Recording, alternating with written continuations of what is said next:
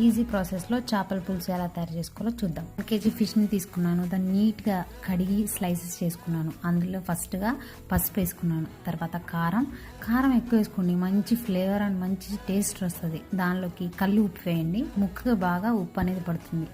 దాని తర్వాత ఆయిల్ వేసుకోండి, సరిపడినంత ఆయిల్ అనేది వేసుకోండి. దాని తర్వాత పచ్చిమిర్చి, ఉల్లిపాయలు అనేవి వేసుకుని దాంట్లో సరిపడా చింతపండు రసం అనేది కలుపుకోండి. ముక్కలు బాగా మునిగేరాక చింతపండు పులుసు అనేది దాంట్లో పోసుకోవాలి. దాని తర్వాత మాకు కారం ఎక్కువ మేము తింటాం కాబట్టి కారం ఎక్కువ ప్రిఫర్ చేసాము. దాని తర్వాత స్టవ్ మీద పెట్టేసేయండి. తర్వాత చిన్నులపాయ పేస్ట్ వేసుకుని పైన కొంచెం గార్నిష్ చేసుకుని వదిలేసేయండి.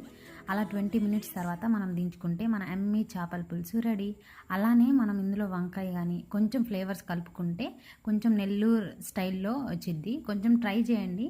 ఇలా ట్రై చేస్తే బిగినర్స్కి ఈజీగా ఉంటుంది. ఫిష్ అనేది కూడా చాలా మంచిది. ఇది ఒక బ్రెయిన్ ఫుడ్.